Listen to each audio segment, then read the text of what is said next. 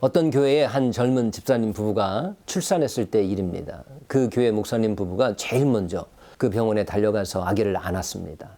왜냐하면 산모가 임신 중에 심한 우울증 증세로 인해서 고생을 많이 했게 해서 걱정했기 때문입니다. 그런데 순산했다는 소식을 듣고 홀가분한 마음으로 병원에 그 목사님 부부가 달려가서 간호사가 데려온 아기를 첫 대면했는데 이게 웬일입니까? 예쁜 아기의 양 미간이 찡그러져 있다는 것입니다. 엄마의 모든 걱정을 다 이어받고 나온 것입니다. 태중의 이 어머니의 비밀, 이 어머니에 관한 태중의 비밀에 대해서 전혀 모르는 사람들은 아마 이렇게 얘기할 것입니다. 이 아기는 원래부터 조용하고 말이 없었습니다. 또 그 아이가 좀 크면 이렇게 말할 것입니다.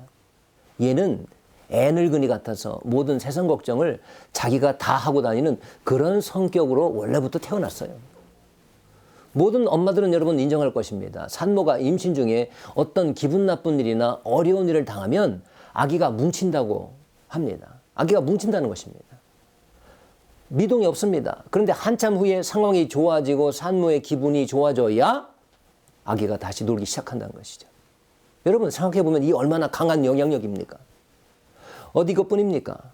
우리가 태어나기 전부터 어머니 뱃속에 있을 때부터 어머니에게 깊은 아픔이나 슬픔이 있었다면 우리는 어떤 모습으로 태어나게 되었을까요?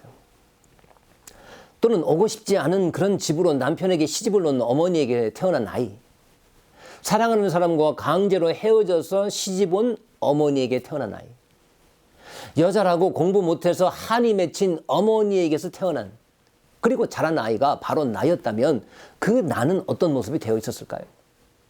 또는 아버지의 경우를 예로 들어봅시다. 부모님으로부터 천대받으며 구박받으면서 자란 아버지나 공부하지 못한 열등감에 눌려 자란 아버지, 가난에 아주 지독한 한이 맺혀있는 그 아버지, 늘 뭐든 잘하는 동생과 비교되면서 부모로부터 동생처럼만 해봐 이 녀석아 라는 말을 귀담아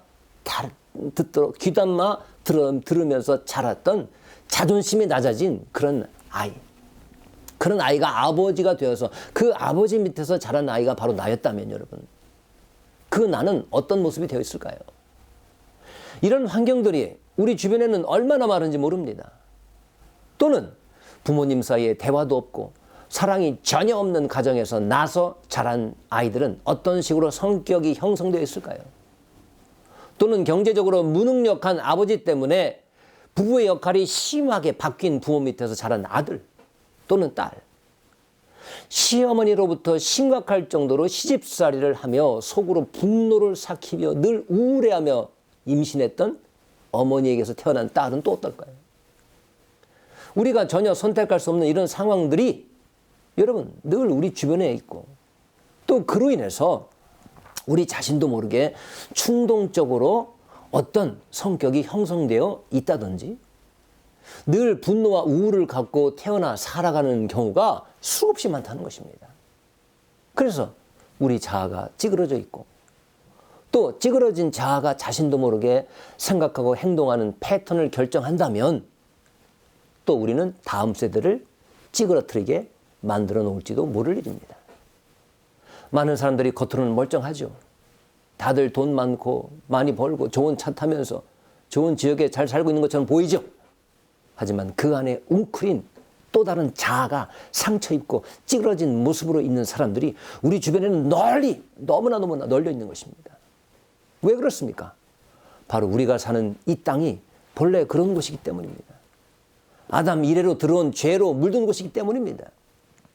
그래서 아무리 구원받으려 완벽해지려 선하려 들어도 도저히 그렇게 될 수 없는 부서지고 찌그러진 곳이 바로 이 땅이기 때문입니다.